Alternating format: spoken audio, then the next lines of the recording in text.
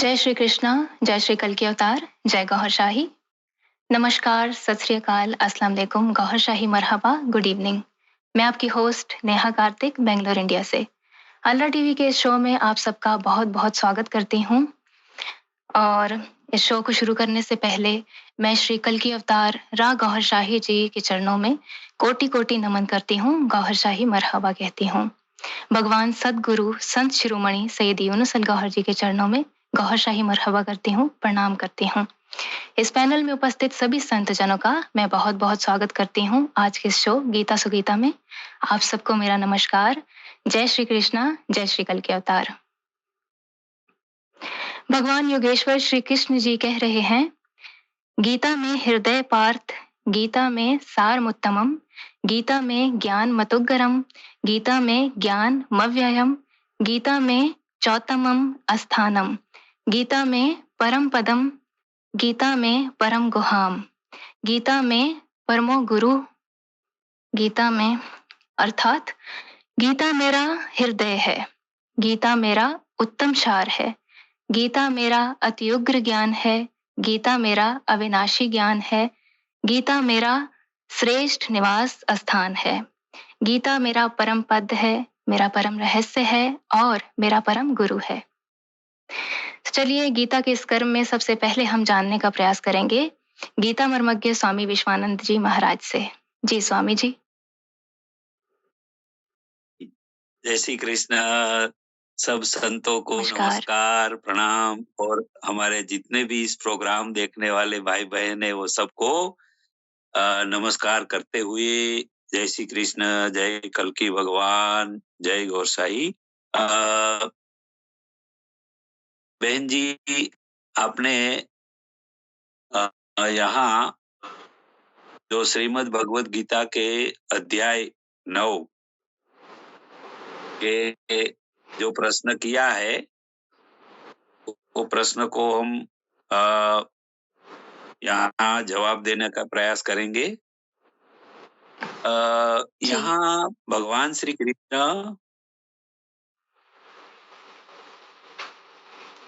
कुछ कहना चाहते हैं? जी जी जी स्वामी जी, बोले, आप बोले।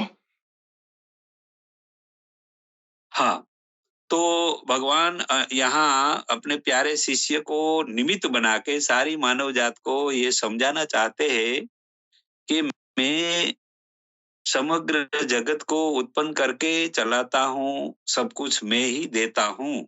तो यहाँ एक श्लोक का 17वां श्लोक का आधार लेते हुए इस प्रश्न का जवाब देंगे। यहाँ भगवान कहते हैं, पिता अहमस्य जगतो माता दाता पितामह, वेद्यं पवित्रमोंकार ऋक् सामयजुरेव च। तो श्रीमद् भगवत गीता के अध्याय 9 राज विद्या राजयोग गृह योग के ये 16, 17, 18, 19 श्लोक में महापुरुष का रथी होने के विषय में भगवान श्री कृष्ण समझा रहे हैं कि मैं अब युद्ध भूमि में मेरे प्यारे शिष्य का रथी बनके उनका रथ भी चलाता हूँ और अर्जुन के सारे संशय समेत सब प्रश्नों के जवाब भी दे रहा हूँ। सिर्फ वैसे ही उसी तरह परमात्मा कामिल मुर्शिद यानी के सतगुरु के वेश धारण करके अपना ज्ञान युक्त प्रकाश वाला रूप बना के अपने जिज्ञासु वैरागी अनुरागी और ऐसा प्रेमी शिष्य के शरीर में प्रवेश करके अपने प्यारे शिष्य के शरीर रूपी रथ का रथी बनके उनके दिल में बस जाते हैं। वहां वे आध्यात्मिक प्रकाश उत्पन्न कराने में साधक को मदद करने लगते हैं। नाभि में बैठा असुर के नकारात्मक भावों रूपी बरसात को रोकते हैं और दिल में से आध्यात्मिक प्रकाश रूपी बारिश पूरे शरीर में बरसाते रहते हैं। सिमरन रूपी यज्ञ चलाने में वे महापुरुष मंत्र बन जाते हैं। असुर को पवित्र करने की औषधि यानी कि दवा भी वो ही बन जाते हैं। सिमरन रूपी यज्ञ में जो भी जरूरी है वे सब कुछ वो बन जाते हैं और वे यज्ञ चलाते रहते हैं। शिष्य की जीवात्मा को आध्यात्मिक ज्ञान युक्त प्रकाश से नया जीवन देते हैं, तब वे शिष्य का माता पिता भी बन जाते हैं और उसका नया जन्म देने वाला जन्मदात्री भी बन जाते हैं। अपने शिष्य को ज्ञान प्रकाश देने वाला, शरीर के नसे नसे नस में आध्यात्मिक शक्तियां देके पोषण करता भी बन जाते हैं। और जब तक परमात्मा की प्राप्ति अपने प्यारे शिष्य को न हो जाए तब तक अपनी आत्मा को उसकी शिष्य की आत्मा को ऊर्जा देकर उच्चतम गति देने वाला महापुरुष अपने शिष्य के शरीर रूपी रथ में रथी होकर परमात्मा की प्राप्ति रूपी मोक्ष को प्रदान करने वाला इस तरह रथी होते हैं। अभी दूसरे प्रश्न का जो इसमें ही आपने प्रश्न किया है कि वस्तुतः यज्ञ करता कौन है, तो यहाँ साधना में वस्तुतः यज्ञ करता ये जीवात्मा ही है।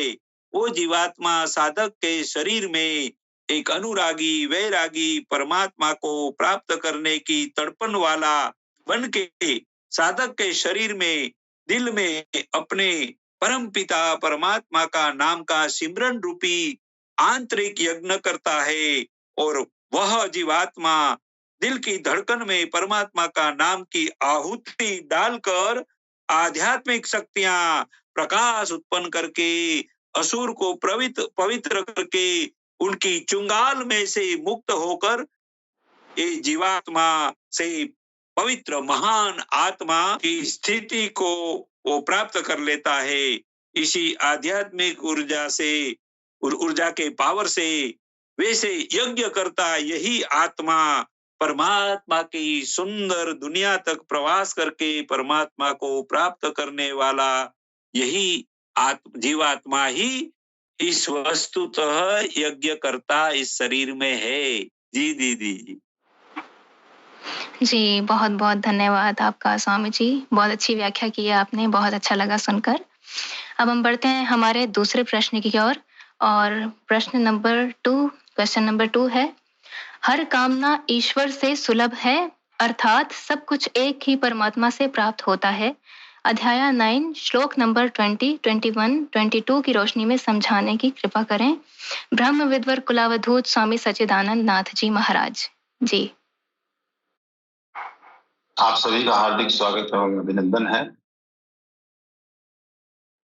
हम देखते आ रहे हैं कि दो ही चीजें हैं, प्रकृति पुरुष, ज्ञान अज्ञान, देवता असुर। और ये भी अनुभव किए हैं जब हम साधना में बैठते हैं तो सबसे पहले संकल्प लेते हैं। उस संकल्प में हमारी कामना जुड़ी होती है। संकल्प के बाद विनियोग, आसन शोधन, दिग्बंधन, प्राणायाम वगैरह वगैरह जो भी क्रियाएं हैं, इसी पे अनुरागी अर्जुन को कृष्ण जी ने कहा, त्रैगुण्यो विषया वेदा निस्त्रैगुण्यो भवार्जुन। ये जितने भी वेद के कर्म कांड हैं वो तीनों गुणों से आबद्ध हैं, उन तीनों गुणों की ही उपासना की बात करते हैं। तो जब प्रकृति पुरुष से ही निकली हुई है या उसकी ही ऊर्जा है या उसका ही जलवा है, तो हम अगर प्रकृति के देवताओं को, दिक्पालों आदि को पूजेंगे भी तो शक्ति तो उसी परमात्मा से मिल रही है। तो निश्चित रूप से वही एक दाता है। हाँ, ये अलग बात है कि हमारा जैसा विचार होता है, हमारे जैसे भाव होते हैं, वो उस भाव को स्थिर करता है और उसी स्वरूप में हमें फल भी देता है।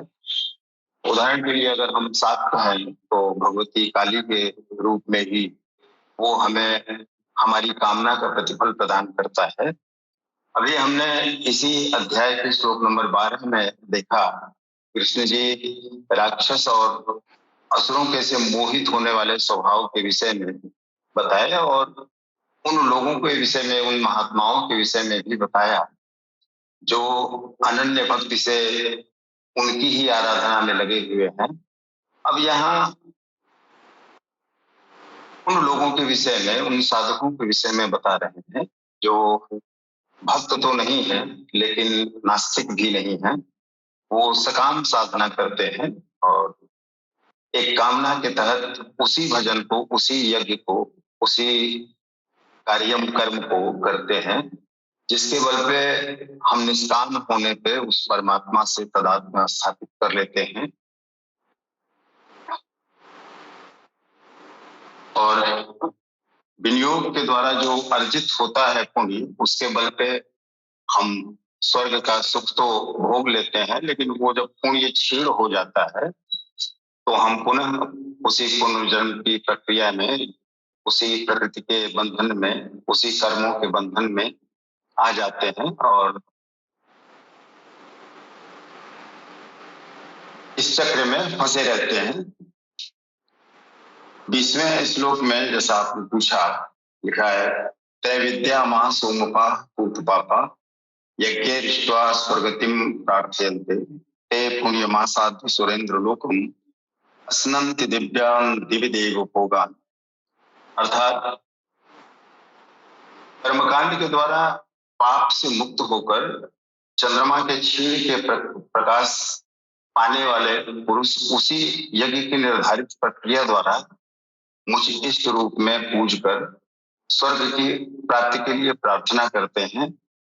यही असत या नश्वर की कामना है जिसकी वजह से पुनर्जन्म के बंधन में से मुक्त नहीं हो पाते। वे पुरुष अपने पुण्य के कारण स्वर्ग में देवताओं के दिव्य भोग को भोगते हैं और वह भोग भी मैं ही देता हूँ। 21वें श्लोक में ये कह रहे हैं कि तेतम भुक्त्वा स्वर्गलोकम विसा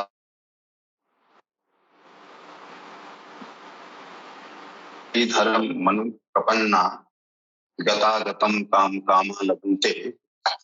जब वे स्वर्ग के विषय सुखों को भोग कर अपने पुण्यों का भंडार रिक्त कर लेते हैं तो पुनः जन्म मृत्यु को प्राप्त होते हैं।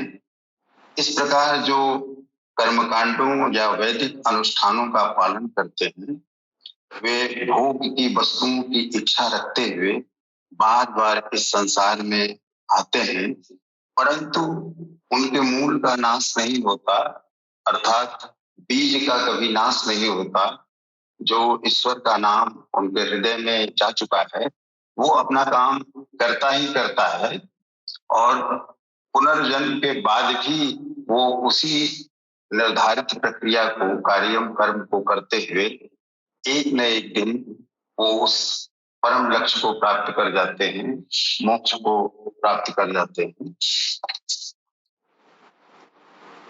अनन्यास चिंतयन्तो माये जना पर्युपास्ते तेषां नित्याभियुक्तानां योगक्षेमं वहाम्यहम्। अनन्य भाव से मुझ में स्थित भक्तजन मुझ पर परमात्मा स्वरूप का निरंतर चिंतन करते हैं। पर्युपास्ते मतलब लेस मात्र भी त्रुटि न रखकर मुझको ही उपासते हैं, मेरी ही उपासना करते हैं।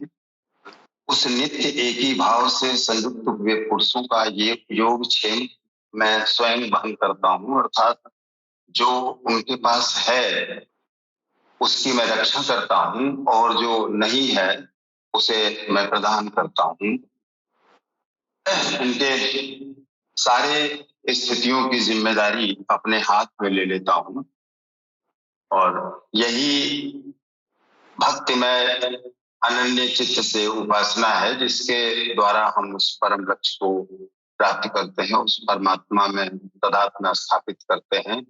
अन्यथा जब तक हम संकल्पों से घिरे हैं, हम जब तक हमारी साधना में संकल्प जुड़ा हुआ है, हम ये कहते हैं कि ओम मध्य सुप्रीतो फलागोत्पन्ना फलानाम, हम अपनी कामना को जोड़ते हैं। ये स्थितियां जब तक बनी रहती हैं तब तक हम इस कर्म बंधन से मुक्त नहीं हो पाते, इस प्रकृति के बंधन से मुक्त नहीं हो पाते। तो बार बार उनका इशारा यही है कि राजर्षि से ब्रह्मर्षि की तरफ चलो, राजर्षि की स्थिति में तमाम रिद्धियां सिद्धियां तुम्हें दिग्भ्रमित करेंगी, तुम्हें तुम्हारे पथ से च्युत करने का प्रयास करेंगी, लेकिन इन वैदिक विषयों से, इन तीनों गुणों से पार हो और निस्त्रैगुण्य हो जाओ और मुझ परमात्मा में अनन्य भाव से, एक ही भाव से भजन करो और मुझ में एकीकार हो जाओ, एकाकार हो जाओ। यही तुम्हारा लक्ष्य है और यही पहुंचाने के लिए वो परमात्मा, वो सदगुरु रथी बनके, सारथी बनके अर्जुन का मार्गदर्शन कर रहा है और यही समझा रहे हैं भगवान कृष्ण। जी दीदी। जी, बहुत बहुत धन्यवाद आपका स्वामी सच्चिदानंद नाथ जी महाराज। बहुत अच्छी तरह से आपने हमें इस बारे में बताया, अच्छा लगा बहुत सुनकर। अब हम बढ़ते हैं हमारे अगले प्रश्न की ओर। क्वेश्चन नंबर 3 है, पीपल, पत्थर, भूत, भवानी, जहां पर श्रद्धालु की श्रद्धा झुक जाती है, जबकि कुछ लोग सिर्फ एक ही ईश्वर की आराधना करते हैं, इन दोनों प्रकार की आराधनाओं में फल की दृष्टि से क्या अंतर है? अध्याय 9 के श्लोक नंबर 23, 24, 25 की रोशनी में समझाने की कृपा करें। ब्रह्मविद संत राजेंद्र निगम बाबूजी महाराज।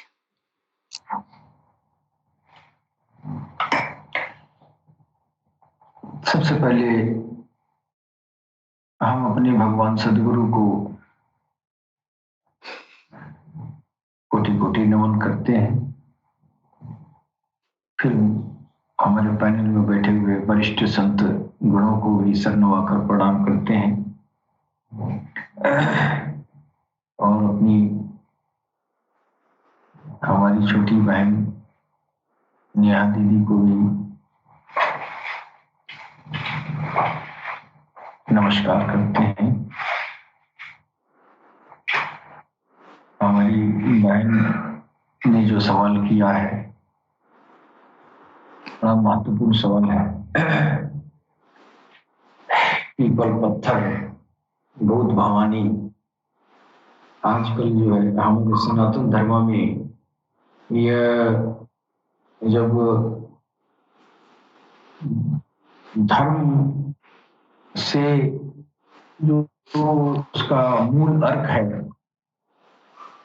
वो निकल गया और सिर्फ धर्माभास बच गया है।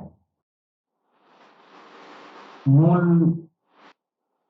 धर्म का मूल निकलने का तात्पर्य यह है कि भगवान तक पहुंचने का सीधा मार्ग भूलकर और तमाम देवता देवी और ये जो है प्रकृति प्रदत्त पदार्थों को यह जो है पूजना लोगों ने शुरू किया है।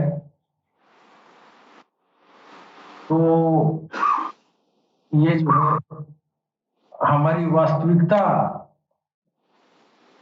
जो प्रभु की तरफ हमको जाना चाहिए, एक प्रभु में अपना जो है मन लगाना चाहिए, तो आदमी च्युत होकर वह जो है तमाम तरह के देवी देवताओं का ये जो है आराधना करता है। और ये इसलिए होता है कि भगवान कृष्ण कह रहे हैं कि ये जो है इस अध्यात्म के रास्ते में अगर भटकाव हो जाए तो वर्ण संकर पैदा हो जाते हैं। ये जो है एक ईश्वर, वो सच्चिदानंद घन परमात्मा के अलावा अगर हम पूजा पाठ का, आराधना का जो साधन हम बनाते हैं, वो दरअसल वो जो है वो रास्ता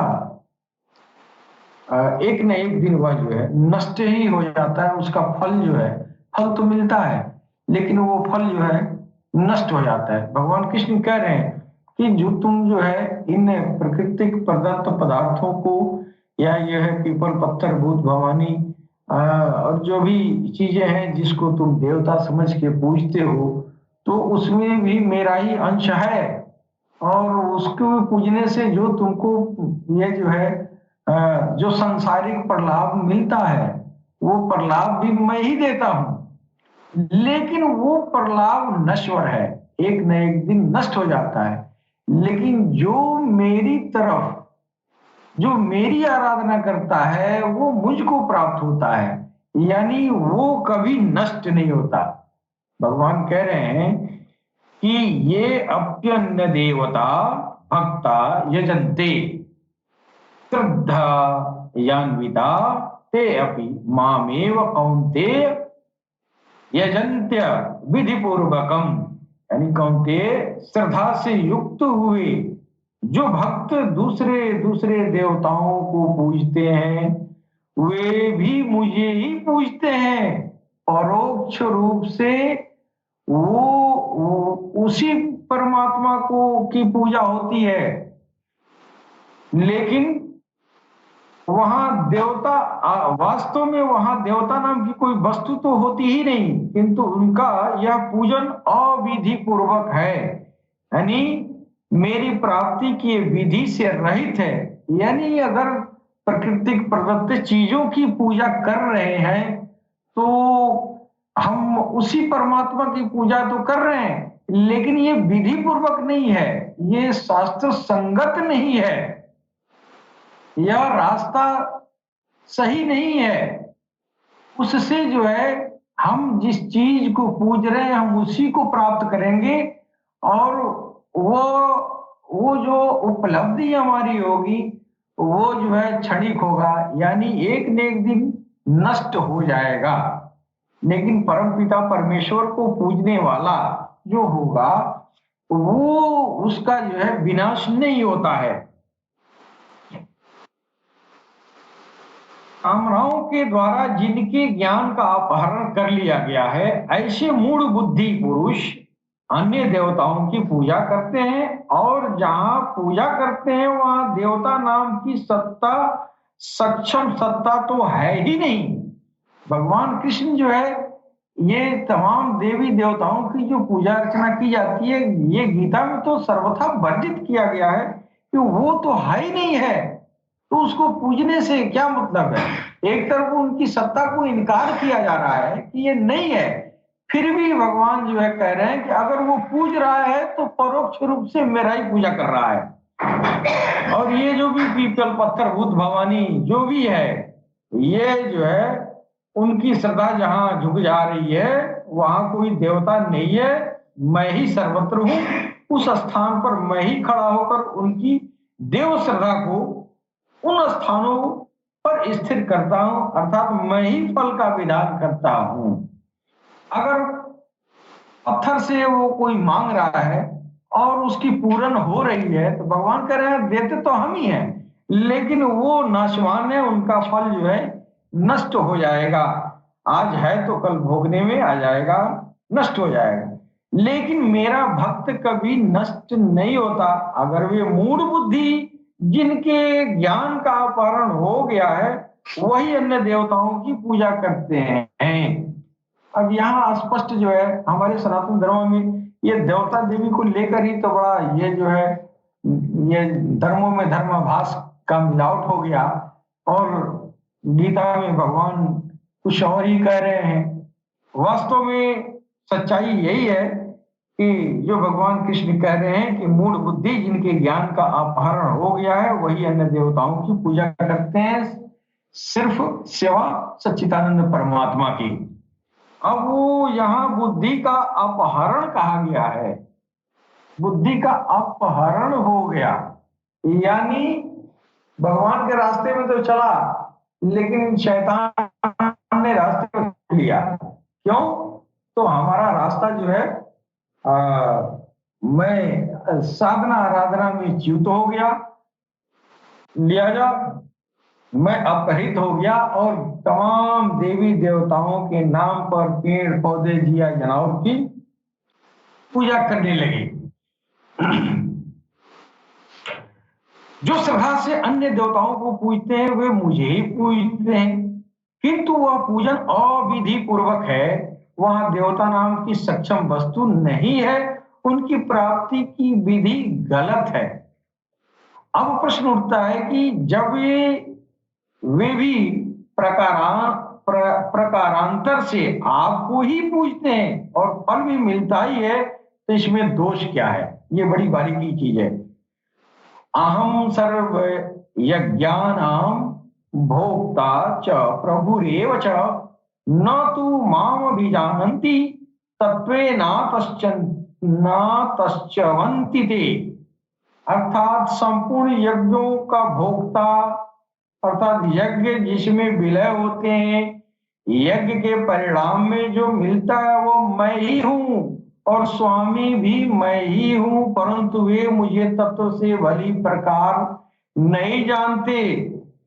अर्थात वे कभी अन्य देवताओं में गिरते हैं और तत्व से जब तक नहीं जानते तब तक कामनाओं से में भी लिपटे रहते हैं। यानी भगवान कह रहे हैं कि हमारे जो है अगर हमको तत्व रूप से अगर हमको नहीं जानता है तो वो जो है दुनिया के कामनाओं में भी लिपटा रहता है। सच्चा पूजा, सच्चा आराधना, सच्चा यज्ञ क्रिया जो है तभी होगा जब उस परम पिता परमेश्वर का भगवान कृष्ण में जो आ जाना है, इस भाव को, इस तत्व को समझ लेना।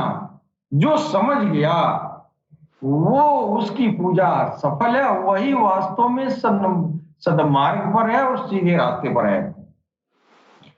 यान्ति देवव्रता देवान्ति प्रत्यांति प्रत्युव्रता भूतानि यान्ति भूतेज्या यान्ति मध्याजिनो अभिमाम।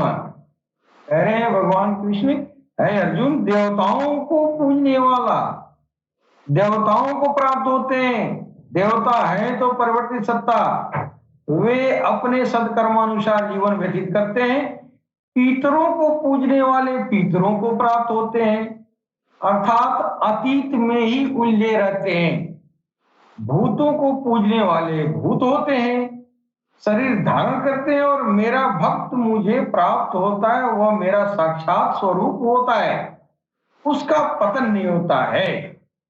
तो भगवान कृष्ण का कहने का मतलब यह है कि दोनों ये जो है दोनों प्रकार की आराधनाएं जो हो रही हैं, ये एक तो पीपल पत्थर भूत भवानी का और एक परम सच्चिदानंद घट परमात्मा का, दोनों में अंतर यह है कि फल तो एक ही देता है, फल तो एक ही देता है, फल तो एक ही देता है, लेकिन एक फल नाशवान है और दूसरा जो है वो नष्ट नहीं होता है। यानी जो ईश्वर की तरफ जाने वाला है, जो ईश्वर की आराधना करता है, परमपिता परमेश्वर की आराधना करता है, उसकी प्राप्ति के लिए अपना यज्ञ कर्म करता है, तो उसका जो फल होता है वो नाश नहीं होता है। लेकिन ये पीपल पत्थर भूत भवानी जैसे जो है इन प्राकृतिक प्रदत्त चीजों को पूजने से वह जो है उसको फल तो प्राप्त होता है, लेकिन वो नश्वर है। इस संसार में जब तक रहेंगे तब तक आपको उससे जो है फल प्राप्ति होगी, लेकिन एक न एक दिन जो है इस धरती को छोड़ना है। तो फिर यहाँ जो हमको फल दे रहा था ये पीपल का पेड़, मरने के बाद से वो पीपल का पेड़ नहीं जाएगा, पीपल का पेड़ तो यही रह जाएगा। हमारे साथ अगर हम परमात्मा की आराधना करते हैं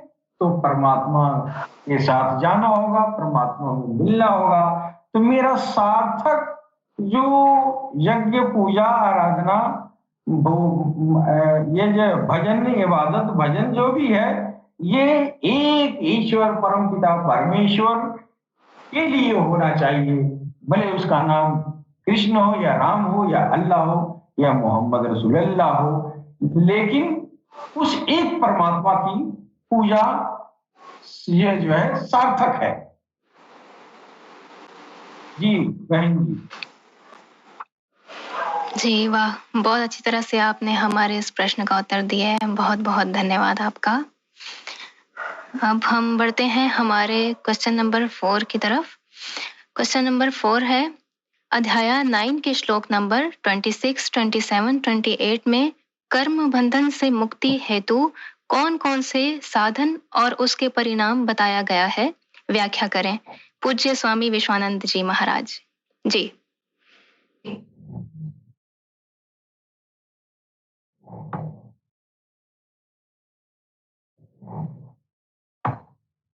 इस प्रकार बताए हैं। श्लोक नंबर 26 में पत्रम पुष्पम फलम तोयम यो मे भक्त्या प्रयच्छति तदं भक्त्युपहरोतम श्रामी प्रयतात्मनः। इस श्लोक 26 में भगवान कर्म बंधन से मुक्ति के साधन बताते हुए कह रहे हैं कि कोई भी अनुरागी साधक अपने शरीर के 3 हिस्से हैं, जो हिस्से में शरीर के नीचे के भाग में ब्रह्मा सर्जन कराता है, मध्य के भाग में विष्णु मदद करता है और ऊपर के हिस्से में शंकर भगवान जो है वो अपने विसर्जन कराता है। तो हे अर्जुन, ये तेरे शरीर में जो बिल्व पत्र के रूप में ये 3 गुण काम कर रहे, वो भी तू मुझे अर्पण कर दे। और तू कर्ता बनने का भाव जो तेरे मन में है कि ये शरीर में मैं ही ये सब कार्य करता हूँ, वो तू करता नहीं है, लेकिन तेरे दिल में बैठा हुआ मैं परमात्मा ये कार्यों 3 गुणों से करा रहा हूँ। इसीलिए तेरा कर्ता का भाव रूपी ये बिल्व पत्र मुझे अर्पण करके आप मुक्त हो जा। तेरे दिल रूपी पुष्प में जो इच्छाएं रूपी पंखड़ियां विकसित हुई है, वे भी मुझको अर्पण कर दे। दिमाग रूपी शीश यानी श्रीफल भी मुझे अर्पण कर दे, ताकि असुर की सोच वाले विचारों से तू मुक्त हो जाएगा और खून रूपी जल प्रवाह में बहती शक्तियां भी मेरी ही है। इसलिए वे भी शक्तियां तू मुझ में अर्पण करके अकर्ता बन, शुद्ध चित्त वाला बन के भक्ति पूर्वक मुझे अर्पण कर दे, ताकि तू कर्म बंधन से मुक्त हो जाएगा। आगे श्लोक 27 में इस मुक्ति के साधन आगे इस प्रकार बताए हैं।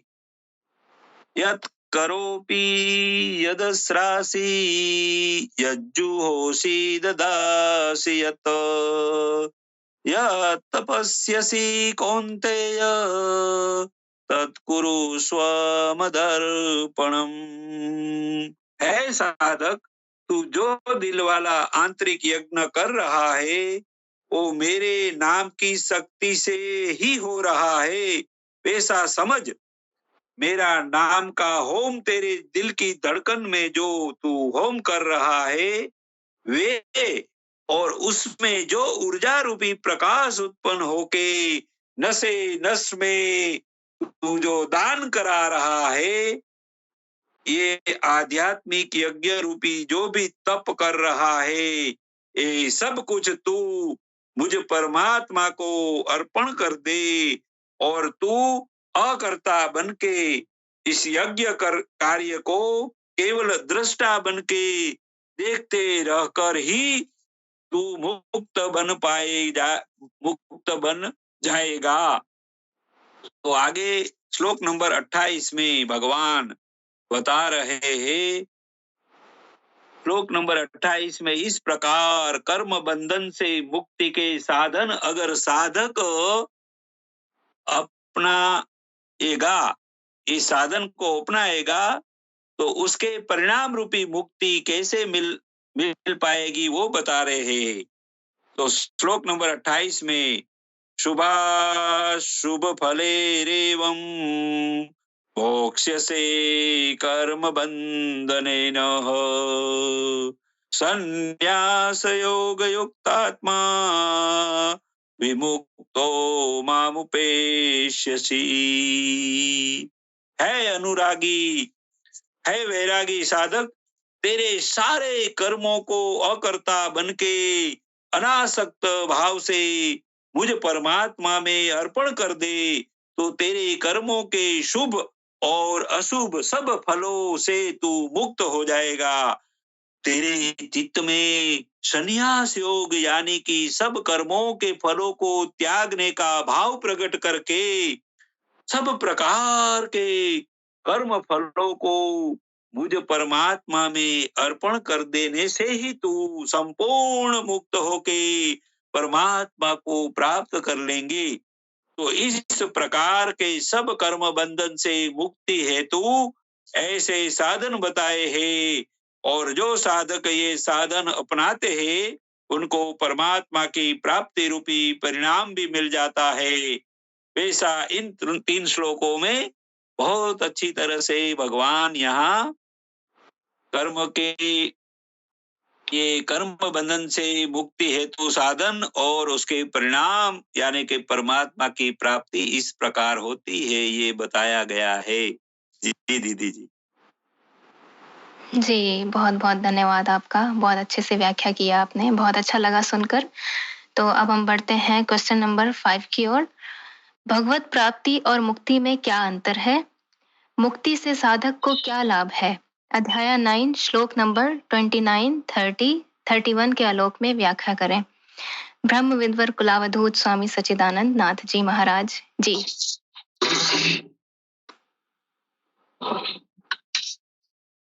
वस्तुतः प्राप्ति और मुक्ति एक दूसरे के पूरक है।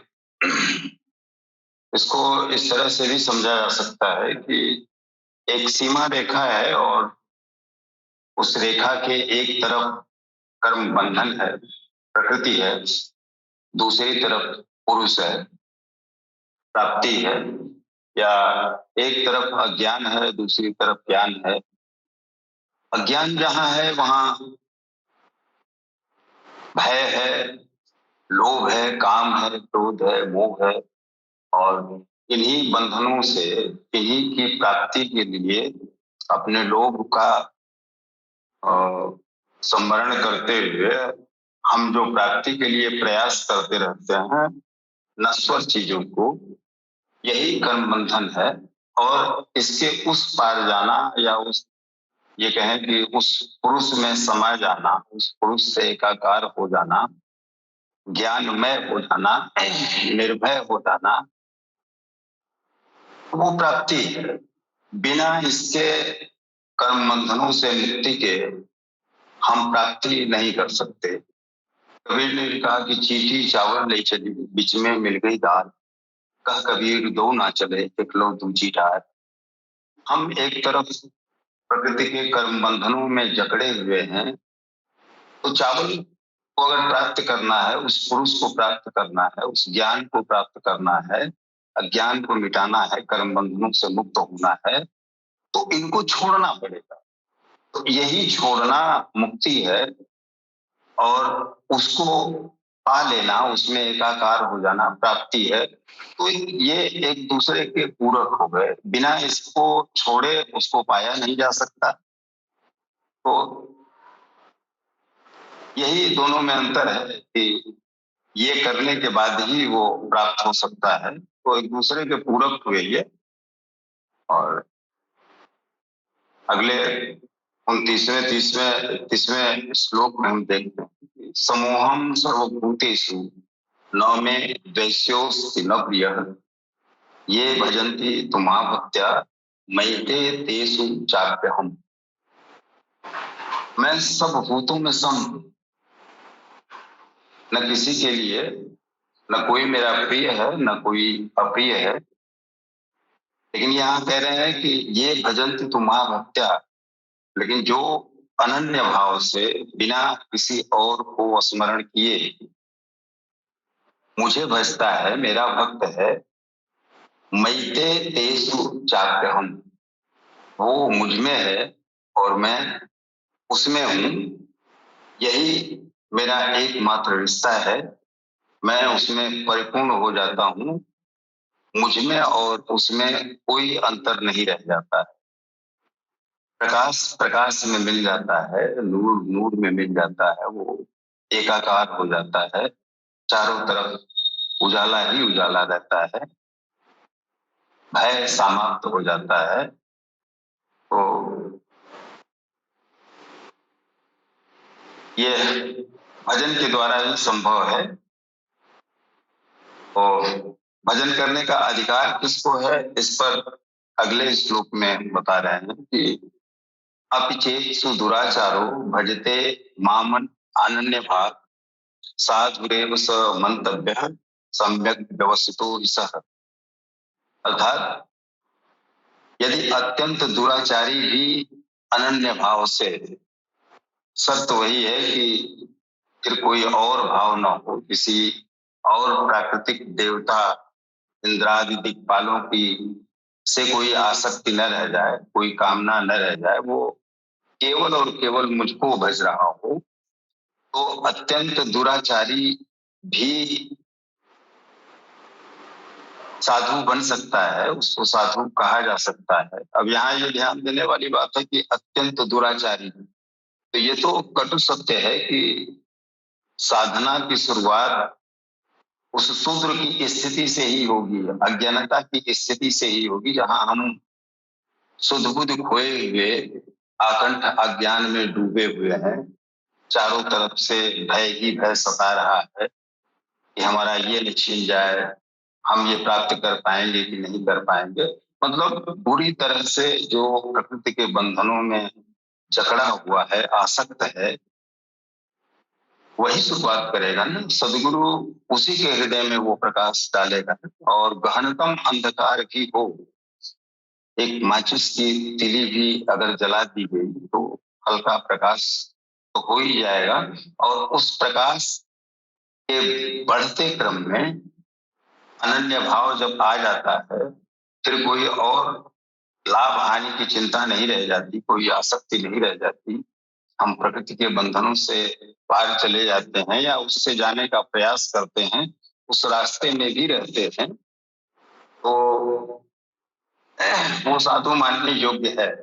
ये अलग बात है कि वो अभी साधु हुआ नहीं है, वो उसको प्राप्त नहीं कर पाया है, किंतु उसके हो जाने में कोई संदेह भी नहीं। क्यों?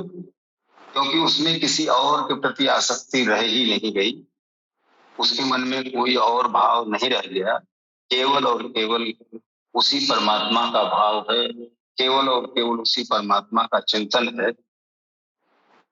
एक कहावत भी है कि उल्टा नाम जपत जग जाना, वाल्मीकि है ब्रह्म समाना। वो वाल्मीकि जो ठीक से राम भी नहीं कह पाते थे, वो मरा मरा कहने लगे, और मरा मरा के क्रम में वो राम राम हो गया। और वो परमात्मा इतना दयालु है, उसका हृदय सागर जैसा है कि उसने उनके सारे कुकर्मों को क्षमा करके उनको अपने अंदर जगह दे दिया, स्थान दे दिया। वो भी ब्रह्म के समान हो गए। सोई जाने ये दे जनाऊ, जानत तुम्हें तुम्हें कोई जाओ। वो ब्रह्म में हो गए, ब्रह्म के समान हो गए। तो चाहे जितना बड़ा दुराचारी हो, पापी हो, उसको भी ये भजन करने का अधिकार है। इसमें कोई सदाचारी होना जरूरी नहीं है। सदाचारी दुराचारी सबको भजन करने का अधिकार है। इतना ही नहीं, अपितु माँ ही पार्थ,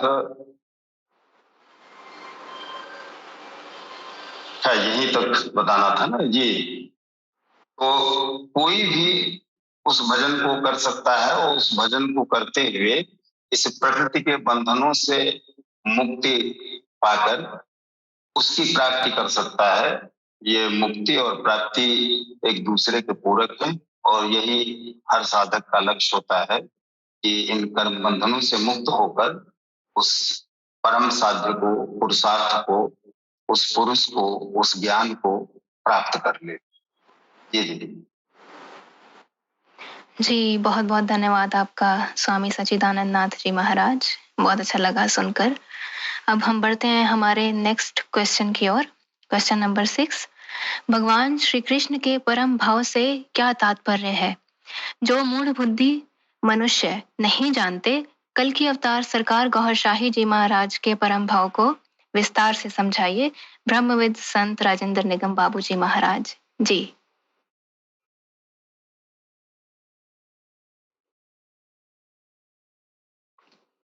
सवाल जो किया है, ये सवाल जो है जुग जुगों से यह बात जो है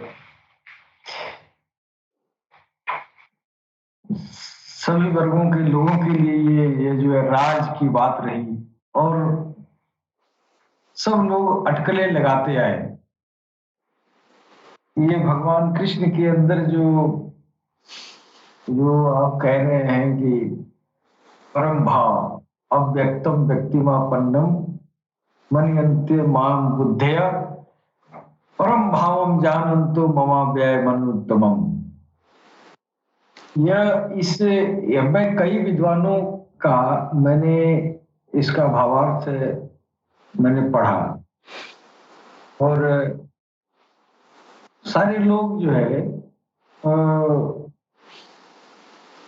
एक ही बात प्रत्यक्ष या परोक्ष लोग कहे हैं, लेकिन ये परम भाव की जो बात है ना भगवान की, ये सारी किताबें पढ़ने के बाद भी पता नहीं चला कि वास्तव में भगवान कृष्ण के परम भाव को हम जाने कैसे, आखिर है क्या।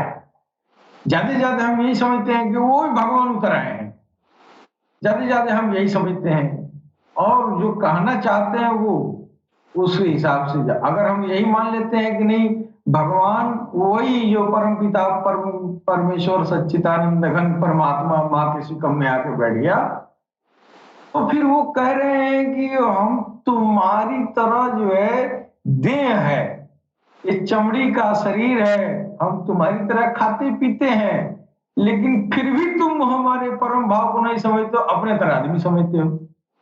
हालांकि जग जाहिर था कि वो खून पानी का शरीर था और दुनिया भी देख रही है कि खून पानी का शरीर है। और अर्जुन सवाल भी कर रहे हैं कि हे प्रभु, आप तो अभी आप यहाँ हैं और आप कह रहे हैं कल्प के याद में मैंने अध्यात्म ज्ञान को मैंने दिया था और आज आप हैं, पहले कैसे थे हैं? और इस समय जो है ये परम भाव जो ये जो है अध्याय 7 का ये जो है 24वां श्लोक है, हमको बड़ा ये महत्वपूर्ण लगा कि अव्यक्तम व्यक्तिमापन्नम, यानी वो जात अव्यक्त है। अव्यक्तम व्यक्तिमापन्नम मन्यन्ते माम बुद्धया, यानी वो देहीन पुरुष मेरे सर्वश्रेष्ठ अविनाशी परम भाव को न जानते हुए अव्यक्त अर्थात मन इंद्रियों से परे मुझ सच्चिदानंद घन परमात्मा को मनुष्य की तरह ही शरीर धारण करने वाला समझते हैं या मानते हैं। सारी दुनिया देख रही है कि भगवान कृष्ण जो है शरीर धारण करके बैठे हैं, लेकिन उसके बाद भी कह रहे हैं कि मेरे ये जो है तुम्हारे जो मन से, तुम्हारे जो इंद्रियों से, अब इंद्रियां क्या है, जिससे स्पर्श करके समझा जा सके, देख के समझा जा सके, सुन के समझा जा सके, तो अब वो परम ये जो है सच्चिदानंद घन परमात्मा को सुनना, देखना और उसको स्पर्श करना, ये तो उससे वो परे है। और कह रहे हैं कि वो परे तुम्हारे मन और इंद्रियों से परे है। कौन? मैं सच्चिदानंद परमात्मा, सच्चिदानंद परमात्मा। लेकिन देखने वाला अर्जुन तो उनको छू भी रहा है, उनको देख भी रहा है, उनको सुन भी रहा है कि नहीं? आखिर वो कौन है जिसको छुआ जा रहा है और वो कौन है जिसको कहा रहा है कि तेरे मन इंद्रियों से परे है? उस भाव को जो है ये बात ये राज रह गया जमाने में, और नतीजन ये हुआ कि उस परम भाव को न जानने वाले वास्तव में वो जो है पथ भ्रष्ट हो ही जाते हैं। आज हम पूजा करते हैं, खूब पूजा करते हैं, लेकिन जिस दिन आपको कोई तर्क शास्त्री ये कह दिया कि अरे तेरा कृष्ण तो वो तो ये जो है हमारी तुम्हारी तरह जिस्म था, और कह रहे हैं कि मेरे परम भाव को नहीं समझ पा रहे हो, तो इसका मतलब ये चीज झूठा है। तो एक अच्छा खासा नास्तिक, ये जो है आस्तिक भी नास्तिक बन जाते हैं। और मेरा ख्याल है कि जो लोग जो है, जो धर्म से जो च्युत हो रहे हैं, उसका मूल कारण यही है कि इंसान जो है, जो किताबों में, जो हमारे गीता में भगवान जो कह रहे हैं, उसके भाव को लोग नहीं समझे। अब इस दौर में जो है, हाँ, तो सारी दुनिया देख रही है कि वो मनुष्य ही है, फिर भी कह रहे हैं हमको मनुष्य न समझो। ये राज की बात नहीं लग रही है? ये कितना रहस्यवाद ये इसमें लग रहा है कि वो दुनिया भी देख रही है, वो भी देख रहे हैं कि हमारा शरीर तो चमड़ी का है, लेकिन उसके बाद भी कह रहे हैं परम भावम जानन्तो मम वयम अनुपमम, तुम जो है सामान्य मनुष्य की तरह हमको जानते हो। एक जगह और कहा गया है कि अवजानन्ति मां बूढ़ा मानुषी तनुमा सिद्धम परम भावम जानन्तो मम भूत महेश्वरम। यह संपूर्ण भूतों के महान ईश्वर स्वरूप मेरे परम भाव को न जानने वाले मूढ़ लोग हैं। अब जो कृष्ण को ये जो है जिस्म में देख रहा है, और वह जो है अंदर उनके अंदर जो भाव है, उस भाव को जानता ही नहीं है, तो वो मूढ़ ही है। एक न एक दिन इस अपने उस यकीन से, विश्वास से, अपने बिलीफ से वो हट जाएगा। और जब वो बिलीफ से हटेगा तो भगवान कृष्ण जैसी हस्तियों को वो जो है छिद्रान्वेषण करेगा। अगर वो पढ़ा लिखा, अगर कोई फिलोसफर है, तो वो तो ऐसे ऐसे लिख पढ़ दे रहे हैं कि वो कुछ कहा नहीं जा सकता है। वो इसीलिए हो रहा है कि पढ़ा तो है, विद्वान तो बहुत है, लेकिन कृष्ण के अंदर जो परम भाव है, उस भाव को नहीं समझ पा रहा है। मैं अभी आगे बताना चाहूंगा वो परम भाव क्या है। अगर वो परम भाव जान गया वास्तव में इंसान, तो कभी भी कृष्ण को छोड़ नहीं सकता। ये जो है एक जगह भगवान कृष्ण कह रहे हैं कि ये संपूर्ण प्राणियों के ईश्वरों का भी जो ईश्वर है, उस परम भाव में मैं स्थित हूं, किंतु हूं मैं मनुष्य ही वेश में। मूढ़ लोग उस परम भाव को नहीं जानते। आगे ये भी कह रहे हैं कि उनका दोष भी क्या है, जब मुझे देखते हैं तो स्थूल शरीर ही दिखाई पड़ता है, तो कैसे समझ पाएंगे कि हम जो है, ये जो है आप ईश्वर भाव में अवस्थित है। लोग तो देख रहे हैं, तो जिसमें दिखाई दे रहा है। अब ये जो है क्यों नहीं देख पाते हैं, इस पर जो है भगवान कृष्ण कह रहे हैं कि मोघाशा मोघ कर्माणु मोघ ज्ञाना विचेतस राक्षसी आसुरी चैव प्रकृति मोहिनी सृता।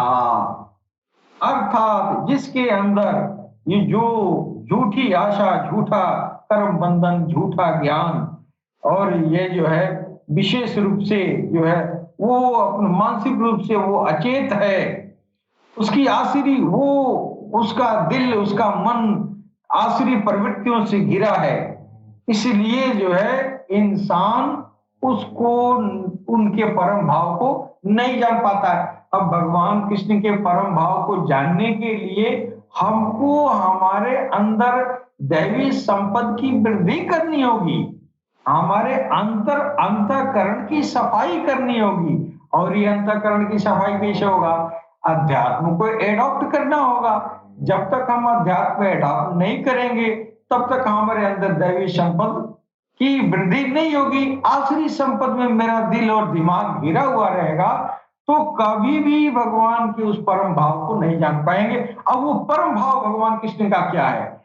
परम भाव भगवान कृष्ण का अब तक जो मैंने समझा है अपने भगवान सदगुरु के सानिध्य में, कि ईश्वर का एक जो है अलग उसका जो है स्पिरिट होता है, और वो खुद नहीं आता है, वो जिसके अंदर वो अपना भाव देना होता है तो वो अपने उस स्पिरिट को जो है दाखिल कर देता है, जैसे सब स्पिरिट ऑफ गॉड और एक divine figure of God's light, और इसके बाद से डिवाइन यूनियन भी होता है। तो ये जो है ये चीज जो है वो उसके अंदर दाखिल हो जाएगा, जिसके अंदर वो चमड़े का शरीर खून पानी का देखने में तो लगेगा, लेकिन वास्तव में वो भगवान का वो स्पिरिट आके विराजमान है। इस भाव को वही जानेंगे जो अध्यात्म एडॉप्ट करेंगे। अब सरकार, अब इसके अलावा भी ईश्वर का ऐसा गुण धर्म है, जो सच्चिदानंद परमात्मा है, उनका एक ऐसा भी गुण धर्म है जो सरकार को हर्षाई ने बताया कि वो अपने जो उनका अपना जिस्म है, उस जिस्म से भी कोई भी अंश, अणु, परमाणु या सेल या कोशिका या जरसुमा वो अपने से अलग निकाल कर अपने में से वो जो है एक रूह, आत्मा, सोल का निर्माण हो जाता है, वो कर देता है। इसलिए कि सर्वसमर्थ भगवान है, और वो अपने में से कोई सेल निकाल के किसी माँ के शिकम में डाल दिया तो वही होता है। अब ये भाव कोई नहीं जानता है। स्पिरिट ऑफ सब स्पिरिट ऑफ गॉड जुस्सा तौफीक इलाही तिफली नूरी की बात ये सरकार को हर शाही ने बताया है कि ईश्वर के कुछ ऐसे भी गुण धर्म है जो आज तक इंसानियत जो है इससे जो है ये उसको जान नहीं पाया। वो जो कृष्ण के अंदर जो परम भाव था, या तो उस परम पिता सच्चिदानंद घन परमात्मा के जिस्म से, उसके ज्योति से निकला हुआ कोई ऐसा रूह, सोल वो आके कृष्ण के अंदर अवस्थित था, या वो डिवाइन यूनिटी उसमें आई थी, या जो है वो जो है कोई डिवाइन फिगर आके बैठा होगा। तो ये चीज जो है बहुत ही गुह्यतम चीज है, जो यहाँ सरकार को हर्षाई आके बता रहे हैं कि ये जो है ये जो बड़ी बड़ी हस्तियां दुनिया में आई हैं उनके अंदर वो डिवाइन स्पिरिट जो है ईश्वर का वो उसमें दाखिल हो जाता है, प्रवेश कर जाता है, और वो भी कई तरह का होता है। और वो जब आ गया वो परमपिता परमेश्वर सच्चिदानंद घन परमात्मा का वो spirit of light, divine figure of God's light, या स्पिरिट, सब स्पिरिट ऑफ गॉड जब अंदर प्रवेश कर गया, अब वही वो है। चमड़े का जिस्म तो है, लेकिन सारे होशो हवास पर वही सच्चिदानंद घन परमात्मा का स्पिरिट ही बोल रहा है, चल रहा है, कर रहा है, कर रहा है। ये उसका परम भाव है। अब सरकार को हर्षाई की परम भाव क्या पूछना है? 25 साल के उम्र में वो सब स्पिरिट ऑफ गॉड उनके जिस्म में दाखिल हो गया, जो अब तक वो विशेष तरह का जो सब स्पिरिट था वो किसी के अंदर नहीं आया था, सिर्फ गौहर शाही के अंदर आया।